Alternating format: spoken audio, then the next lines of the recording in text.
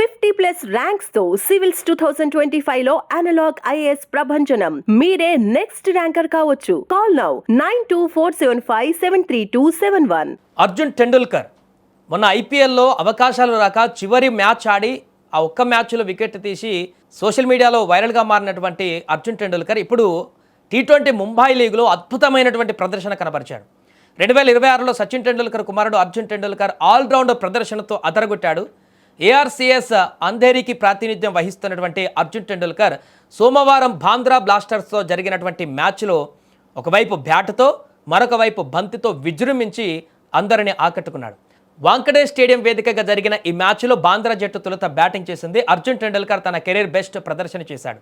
తన left arm face బౌలింగ్తో ప్రత్యర్థి బ్యాటర్లను వణికించాడు.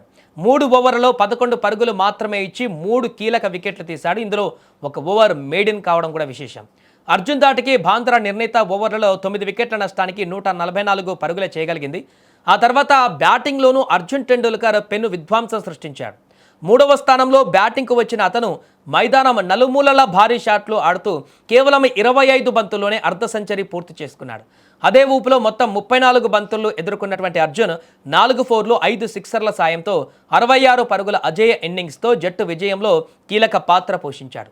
అర్జున్ మెరుపులతో అంధేరి జట్టు 145 పరుగుల లక్ష్యాన్ని కేవలం 13.5 ఓవర్లోనే ఛేదించి ఘన విజయాన్ని సాధించింది.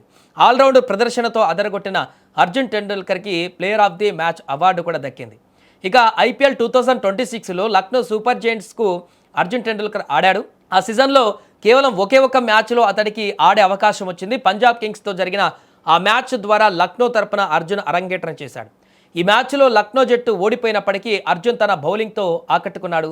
4 ఓవర్లలో 36 పరుగులు ఇచ్చి కీలకమైన ప్రభుసిమ్రాన్ సింగ్ వికెట్ పడగొట్టాడు. దీంతో ఆ చివరి మ్యాచ్ ద్వారా అర్జున్ టెండూల్కర్ ఒకసారిగా సోషల్ మీడియాలో వైరల్గా మారినటువంటి పరిస్థితి. మొదటి నుంచి అవకాశాలు ఇస్తే ఐపీఎల్లో తన ప్రతిభ చూపించుకునేటువంటి అవకాశం ఉండేది. అద్భుతంగా వికెట్లు తీసి ఆల్రౌండర్గా పనికొచ్చేవాడు ఎల్ఎస్జీ టీంలో అంటూ కూడా చాలామంది కామెంట్ చేశారు. ఇప్పుడు తనకు వచ్చినటువంటి అవకాశం ఈ ఒక్క ముంబై టీ20 లీగ్ ద్వారా వచ్చినటువంటి అవకాశాన్ని చాలా చక్కగా ఉపయోగించుకుంటున్నాడు.